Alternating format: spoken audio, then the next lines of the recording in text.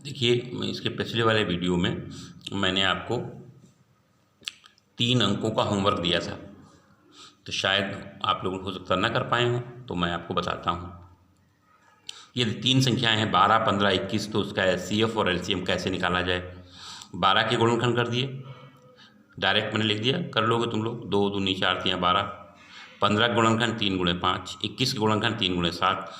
HCF के लिए मैंने बताया था जो तीनों में कॉमन मिले, दिखाई पड़ रहा होगा कि 3 पहले में भी है, 3 यहाँ है, 3 यहाँ है, 3 लिख लिया। और कोई चीज़ 2 इसमें है, यहाँ नहीं है, इसलिए 2 नहीं हो सकता। 5 यहाँ है, ऊपर नहीं है। 7 यहाँ है, यहाँ नहीं। जो गुणनखंड तीनों में मिलेगा वही एचसीएफ होगा, यही सिद्धांत था। अब सवाल ये है कि एलसीएम क्या, जो बचा 2 की घात 2, 2 की घात 2। इसके बाद 5 बचा, 5 लिख लिया। इसके बाद 7 बचा, 7 लिख लिया। और जो एचसीएफ होता है वो लिख लेते हैं, बस एचसीएफ लिखो, जो बचे शेष उसको भी लिख लो, आपका एलसीएम हो गया। एचसीएफ भी हो गया और एलसीएम भी हो गया। एक उदाहरण और, क्वेश्चन नंबर 4 देख लिए। इस प्रकार से लिखा है कि एचसीएफ 306, 657 का 9 लिखा है। ये प्रश्न जो आपका 4 है उसमें इस प्रकार की लैंग्वेज लिखी। इसका मतलब 306, 657 का जो एचसीएफ है वो 9 है। तो एलसीएम ज्ञात करिए, एलसीएम क्या होगा। तो हम इसी सूत्र का उपयोग कर लेंगे, इसको ए मान लें और इसको बी मान लें। तो सूत्र होता है दोनों संख्याओं का गुणनफल बराबर एलसीएम गुणे एचसीएफ। अंकगणित की जो आधारभूत प्रमेय है उसका अनुप्रयोग है ये, तो इस सूत्र का हम उपयोग करेंगे। देखिए, ए है 306, बी है 657, एलसीएम निकालना है, एचसीएफ है 9, एचसीएफ 9 दिया है, तो एलसीएम उतार लिया, 9 नीचे चला जाएगा। इसको काट दिया, 9 तियाँ 27, 3 30, 9 चौक 36। 34 और 657 की जब गुणा करेंगे तो आपका इकाई, दहाई, सैकड़ा, हज़ार, 10,000, 22,338 एलसीएम आपका कन्फर्म हो जाएगा। इसी पर मैं प्रश्न दे रहा हूँ कि अगर एलसीएम आपका 306, 657 का एलसीएम ज्ञात कीजिए, होमवर्क। और क्वेश्चन नंबर 5, 6, 7 ये भी होमवर्क दे रहा हूँ। 5वां प्रश्न लगाने का प्रयास करना।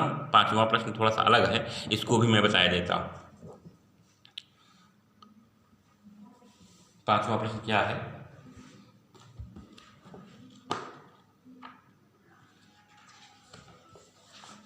पांचवा प्रश्न ये है, जांच कीजिए कि क्या किसी प्राकृत संख्या n के लिए 6 घात n अंक 0 पर समाप्त हो सकता है।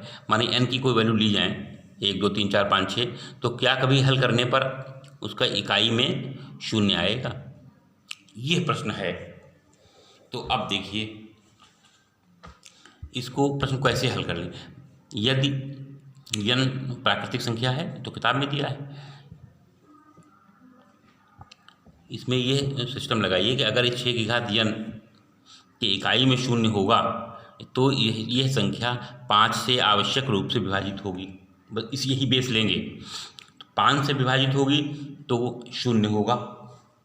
5 से विभाजित होगी तभी तो इसका मतलब 0 होगा। तो चेक करेंगे कि 6 की घात n 5 से विभाज्य है या नहीं। अगर 5 से विभाज्य है तो 0 होगा। यही बेस लेकर हम चल रहे हैं। तो क्या करेंगे, 6 की घात n लिखा है, 6 के टुकड़े करेंगे, 2 3। अब 2 3 जब इसके टुकड़े हुए 6 की घात n के, इसका अर्थ ये निकला कि इसके अभाज्य गुणनखंड 2 और 3 के अतिरिक्त कोई अन्य अभाज्य गुणनखंड नहीं है। जब 2 और 3 के अतिरिक्त अन्य कोई अभाज्य गुणनखंड नहीं है, इसका मतलब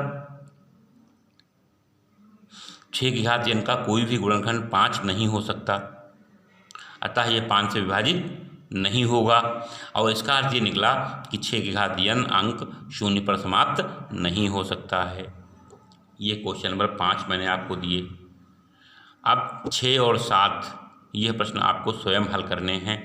1.2 प्रश्नावली को समेटने का प्रयास किया है, और ये जो प्रश्न होमवर्क में मैंने दिए हैं, यदि किसी विद्यार्थी के हल नहीं हो पाते हैं तो वो प्रश्न वो व्हाट्सएप पे डालेंगे और उनका भी मैं समाधान करूँगा। मैं जो वीडियो बना कर दे रहा हूँ प्रिय विद्यार्थियों, इन वीडियो को बार बार देखिए, उसके बाद प्रश्नों को अपने आप स्वयं अपनी कॉपी पर हल करें।